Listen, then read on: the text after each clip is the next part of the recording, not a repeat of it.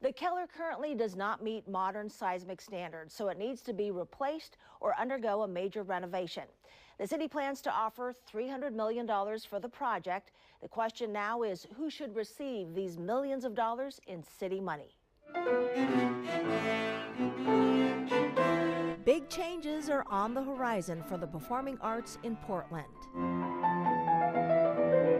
The city's largest performing arts venue, the more than 100-year-old Keller Auditorium, needs seismic upgrading. One proposal calls for renovating the auditorium in place.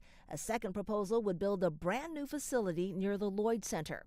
And a third calls for building on Portland State University's campus. We see this as being something that can drive Portland once again to becoming more of a destination place, particularly for those who are interested in the arts. About a 5-minute walk from the existing Keller, Portland State University has a 4.25-acre site. It wants to build a brand new state-of-the-art 3,000-seat venue, and next to that, another 1,200-seat venue. There would be conference, academic, and rehearsal space, a boutique hotel, plus restaurants, bars, and an outdoor plaza. The vision for this space is one where the community, all of the Portland community and the artists will have an opportunity to come and perform and celebrate their arts and have their art celebrated. There would be enough space for the Portland Ballet and Portland Opera to move their headquarters and rehearsal space to the site if they choose. Dr. Leroy Bynum envisions local students and internationally known artists being able to come together and collaborate at the site. Where we could have seminars and workshops and band camps and choral camps and really enliven that space with all kinds of little ones and big ones running through that building and creating all kinds of energy all day long for every day of the year. All three proposals would use about $300 million from the city for an upgraded 3,000-seat venue. PSU would draw on private investors and state-paid bonds to pay for much of the rest of its proposal. It sees the 1,200-seat venue as a performance space for students as well as local arts organizations that cannot afford a venue as large as the Keller. The 1,200-seat venue would be controlled by PSU, and because it's paid for by state bonds, we have less need to increase the price, right? And so we can keep the price manageable for everybody. The second proposal would rebuild the Keller in the Lloyd district. The Urban Renaissance Group has talked about transforming the aging Lloyd Center Mall, adding housing, shopping, and entertainment venues.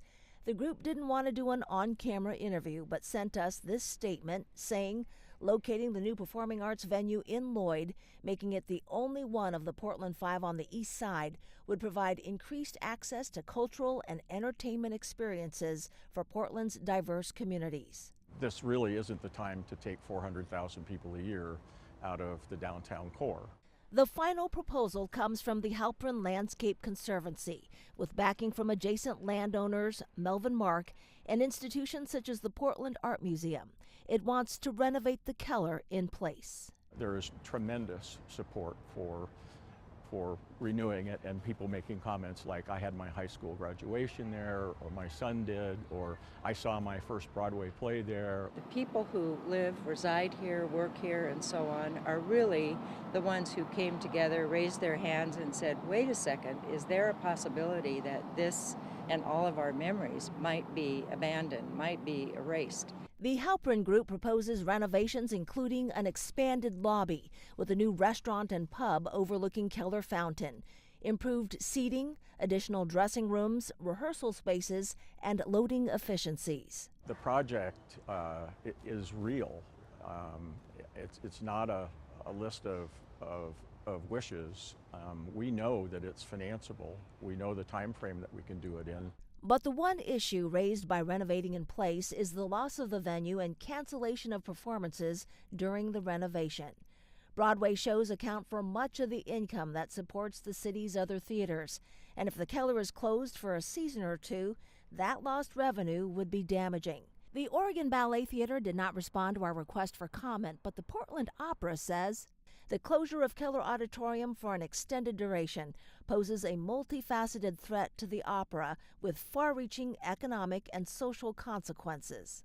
To address that concern, the Halpin Group has offered to do the renovation in cycles so that crews would work for several months, then pause for several months to allow the staging of Broadway shows, and then construction would resume again. Getting to the theater during those periods probably won't be a lot of fun, but the last period is when all of the interior improvements make. So once you got to the seat, you would really have a first-class experience during the construction period. We're not sure that it makes sense, but City Council will have that as an option. Andrews says the existing walls and foundation of the Keller would remain. They would simply be reinforced with an exoskeleton and then strapped to a seismically upgraded building. What's clear is that Portland is on the verge of a major improvement in its performing arts experiences. Decisions made by the City Council this year will influence the next 100 years of performance in the city. And the Keller served us great over the last 100 years, but things have changed, arts change, shows get bigger, and it's important to think about what that looks like for the next 100 years and what's best for the city of Portland. So as we mentioned, these proposals will be presented to City Council tomorrow. The public will have the opportunity to comment over the next several weeks, and a City Council decision could come as soon as this July. In studio, Anna Katayama, Fox 12 Oregon.